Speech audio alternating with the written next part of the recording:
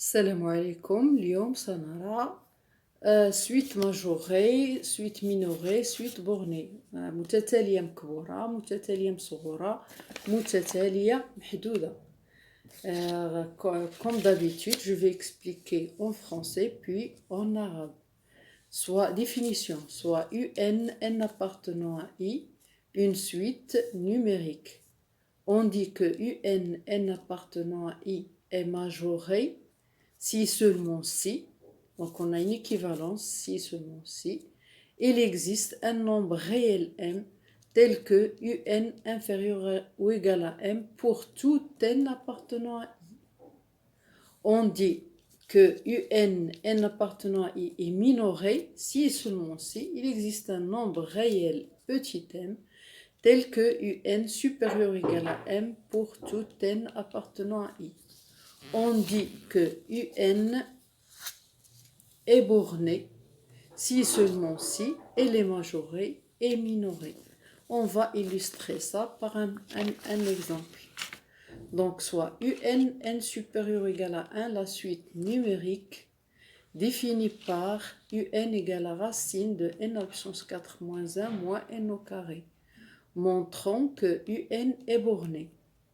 Alors, on a UN égale à racine de N à la puissance 4 moins 1 moins N au carré. Je vais multiplier par le conjugué de cette expression et diviser par le conjugué. Et j'ai le droit parce que racine de N à la puissance 4 moins 1 plus N au carré, il est différent de 0 puisque N est supérieur ou égal à 1. N supérieur ou égal à 1, ça veut dire N au carré supérieur ou égal à 1. Ça, c'est supérieur ou égal à 1. Et ça aussi, il est supérieur ou égal à 0. Donc, si on ajoute, donc la somme sera supérieure ou égale à 1. Ça veut dire qu'il est différent de 0. Donc, je peux multiplier par le conjugué et diviser par le conjugué. Alors, là, j'ai une identité remarquable. C'est A moins B, facteur de A plus B. Donc, c'est A au carré moins B au carré. Alors, donc A au carré, ça veut dire racine de N à la puissance 4 moins 1, le tout au carré. Donc, ça fait N à la puissance 4 moins 1. Moins B au carré, ça veut dire N au carré, le tout au carré. Donc, ça fait N à la puissance 4 moins N à la puissance 4 moins 1. N à la puissance 4 moins N à la puissance 4, ça fait 0. Donc, il reste N moins 1 sur racine de N à la puissance 4 moins 1 plus N au carré. Voilà. On a sur N, voilà. On a N supérieur ou égal à 1. Donc, N, si on élève à la puissance 4, N à la puissance 4 supérieur à 1 à la puissance 4. 1 à la puissance 4, c'est 1. Si on fait passer ce 1 de ce côté-là, donc N à la puissance 4 moins 1 supérieur ou égal à 0. De même, si on élève au carré, N au carré supérieur à 1 au carré, ça veut dire 1.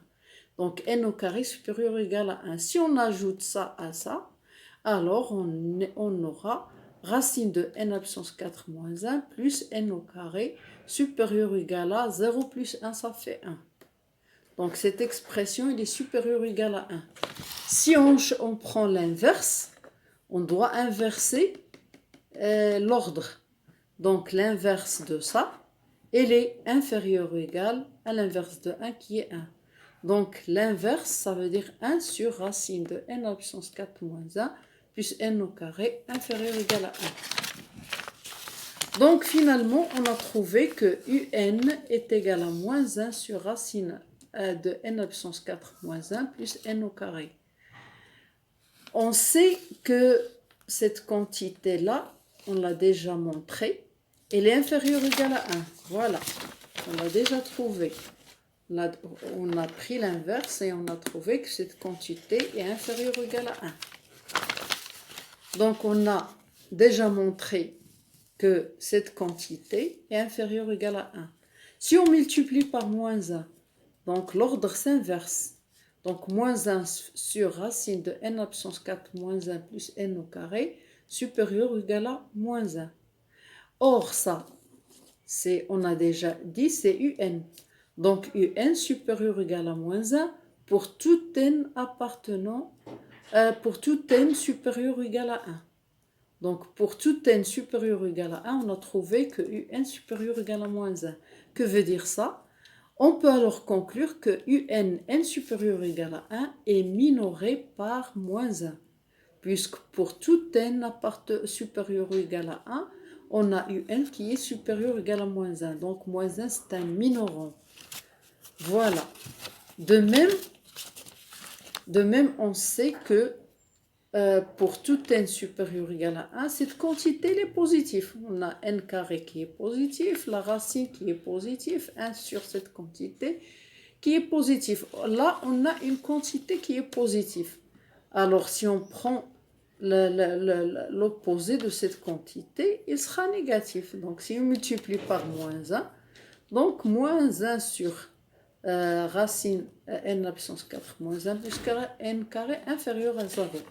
Et c'est quel que soit n supérieur ou égal à 1, on a cette quantité qui est inférieure strictement à 0. Alors, qu'est-ce qu'on peut... Donc, puisque ça, c'est un, donc un, il est inférieur à 0. On peut conclure alors que n supérieur ou égal à 1 est majoré par 0. Finalement, on a moins 1 qui est inférieur ou égal à un inférieur à 0. Donc, pour n supérieur ou égal à 1, elle est minorée par moins 1 et majorée par 0. Et par suite, on peut dire que n supérieur ou égal à 1 est borné. هنا اليوم كنتحدثوا على متتالية مكبورة ومصغورة ومتتالية محدودة. كنقولوا بأن واحد المتتالية عددية بأنها مكبورة إذا وفقط إذا، إن هنايا علاقة تكافؤ. إذا تنقولوا بأن واحد المتتالية عددية راها ان كتنتمي لاي و اي راها ضمن ان. كنعرفوا بان اي خصها تكون ضمن المجموعه ان. كنقولوا بان هذه المتتاليه بانها مكبوره اذا وفقط اذا كان يوجد واحد العدد حقيقي ام بحيث هذيك ان راها كتكون اصغر او يساوي ام بالنسبه لاي ان كينتمي لهذه المجموعه اي. وتنقولوا بان ان كتنتمي لاي مصغوره اذا وفقط اذا وجدنا واحد العدد حقيقي ام بحيث ان أكبر أو يساوي ام. عاوتاني بالنسبة لكل ان تنتمي لمجموعة اي اللي قلنا بما أننا تنهضروا على المتتاليات العددية راه خصها تكون ضمن المجموعة ان، مجموعة الأعداد الطبيعية. إذا هنايا كنقولوا عاوتاني بأن هذه المتتالية محدودة إذا وفقط إذا كانت مكبورة ومصغورة. إذا كانت هذه المتتالية مكبورة ومصغورة فهي محدودة. غنشرحوا هذا الشيء بهذا المثال. عندنا واحد المتتالية ان ان كبر أو يساوي 1، متتالية عددية معرفة كما يلي: ان تتساوي جذر مربع n أس 4 ناقص 1 ناقص n أس 2. بغينا نبينو بأن هاد ان راها محدودة. إذا باش نبينوها محدودة خصنا نبينوها مكبورة ونبينوها مصغورة. هنا عندنا هاد ان غنضربها في المرافق ديالها، غنضرب في المرافق ونقسم عليه بحال اللي ما درت والو، بحال اللي ضربت في واحد. هذه مقسومه على هذه راه هي واحد. اذا بحال اللي ما درت والو غنشد هذه بحال اللي كنضربها في واحد، يعني كنشد واحد العدد تنقسمو على نفسه. يعني هذه مقسومه على هذه راه هي واحد، راه بحال اللي ما درت والو، بحال اللي ضربت في واحد اذا بحال اللي ما درت والو. اذا غنضرب في المرافق ديال هذه. شكون هو المرافق؟ هو جذر مربع ان اس 4 ناقص 1 زائد ان اس 2. وعندي الحق نضرب فيه ونقسم عليه على وداش هذا راه يختلف عن صفر، على وداش ان راه كبر من او يساوي 1. الا كانت كبر او يساوي 1 راه ان مربع راه كبر من 1. الا رفعنا هنا اس 2 راه كبر من 1، وهذه راه كبر من صفر بطبيعه الحال.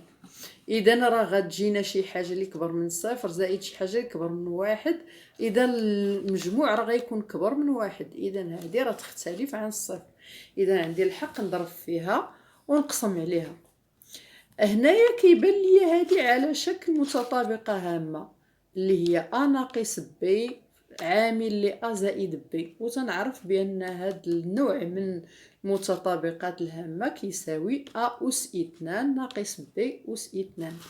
اذا هذه اس 2 يعني هذا الجذر هذا اس 2 كيمشي للجذر، كتبقى لنا ان اس 4 ناقص 1 ناقص ب أس 2 يعني ان أس 2 الكل أس 2 على جذر مربع ان أس 4 ناقص 1 زائد ان أس 2. اذا هنايا ان أس 2 الكل أس 2 راه هي ان أس 4. ان أس 4 ناقص ان أس 4 مشات هي صفر، غتبقى ليا ناقص 1 على جذر مربع ان أس 4 ناقص 1 زائد ان أس 2. ومن المعلوم ان ان راها اكبر او يساوي 1. هذا داخل من التعريف ديال المتتاليه. قلنا المتتاليه يو ان اللي ان كبر او يساوي 1.